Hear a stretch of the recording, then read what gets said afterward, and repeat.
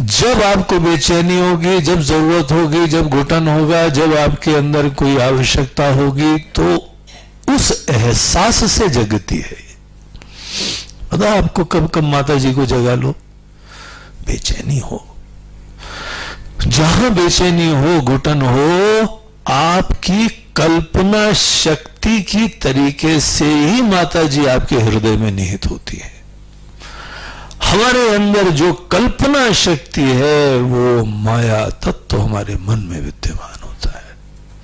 इसीलिए कल्पना शक्ति को छोटा मत समझना। कल्पना शक्ति माया रूपा होती है, माया का अंश होती है। हम लोगों के मन के अंदर कल्पना होती है तो हमारा सपना उत्पन्न हो जाता है, पूरे सपने की दुनिया क्रिएट कर देती है। और जिस समय पूरे समष्टि के धरातल पे हम ईश्वर के मन में देखें, उनमें भी यही कल्पना शक्ति होती है और पूरी दुनिया का विस्तार कर देती है। जो समष्टि में होता है वही व्यष्टि में होता है। जैसे व्यष्टि में कल्पना शक्ति हमारे सपने को बनाती है, वैसे ही समष्टि में माया शक्ति पूरी दुनिया को बनाती है। और जैसे व्यष्टि के धरातल पे हमारी कल्पना शक्ति तभी इन्वोक होती है, अभिव्यक्त होती है, जब आपके अंदर आवश्यकता है, बेचैनी है, कोई जरूरत है, तभी अभिव्यक्त होती है। देखिए, बहुत बड़ा लेसन ले रहे हैं आप। क्या लेसन ले रहे हैं? कि जो जगत की उत्पत्ति की शक्ति है वो आपकी जरूरतों से अभिव्यक्त होती है या शांत होती है। आपका सपना कब तक आएगा? जब मन में कोई ना कोई प्रेरणा होगी ना। भगवान का दर्शन करना है, भगवान का दर्शन करना है, कैलाश जाना है, अमरनाथ जाना है, महाराज जी अब तो जा नहीं सकते, अब पैर हमारा खराब हो गया है, वैसा हो गया, अब घुटने दर्द हो जाते हैं, और अब तो कमर दर्द होती है, और ऐसा होता है, अब एज हो गई, अब नहीं जा सकते। मतलब चिंता मत करो, माता जी की जय करो।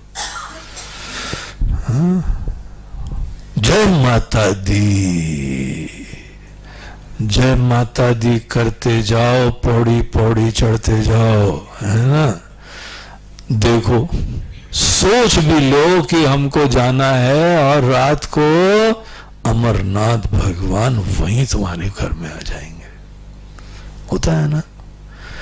आपकी जरूरत थी, दर्शन की उत्कंठा थी, मन में इच्छा थी जाने की, किसी मजबूरी से नहीं जा पाए। ये दुनिया की शक्ति देखो आपके सामने प्रस्तुत कर देती है लाके।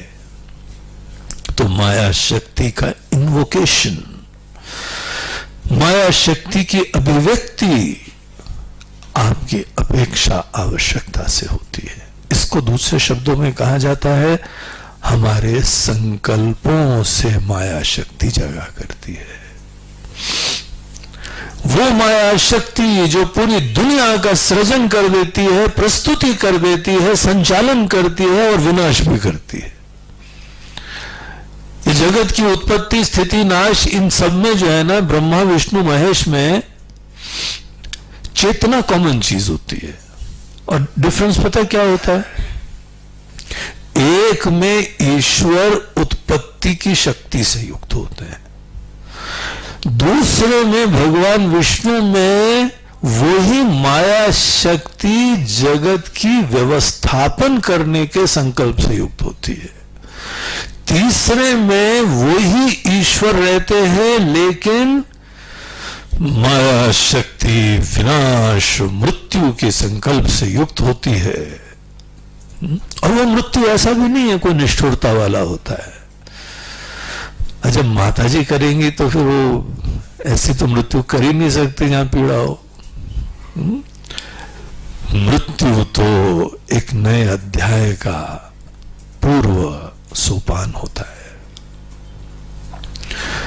नवीनता लाने के लिए पूर्व का समापन करा जाता है।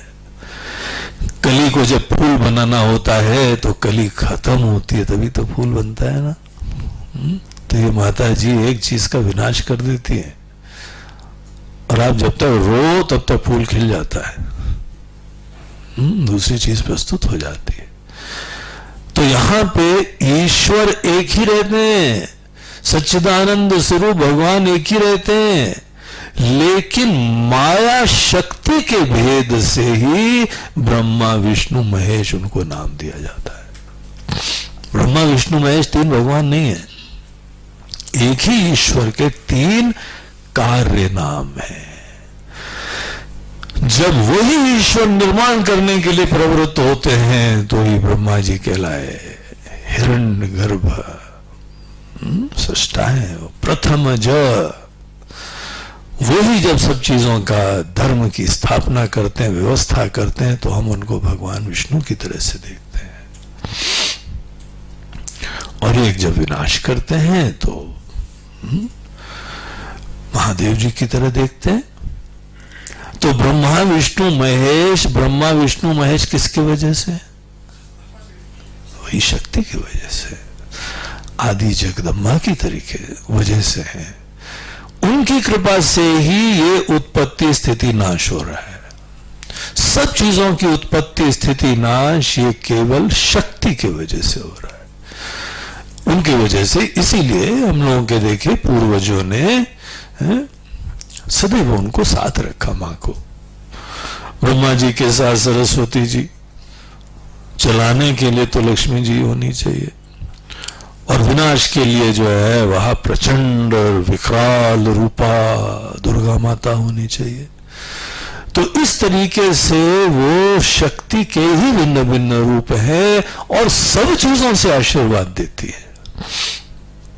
तो पहले तो दुनिया को देखते समय इस चीज का ध्यान रखिए कि जो भी हो रहा है, अगर इतना ही लेके जाओगे ना इस कैंप से, तो जीवन बदल जाएगा आपका। जो कुछ हो रहा है, उत्पत्ति स्थिति नाश, इसके पीछे वही जगदम्बा का आशीर्वाद है, और वो जगदम्बा ही प्रस्तुत करती है।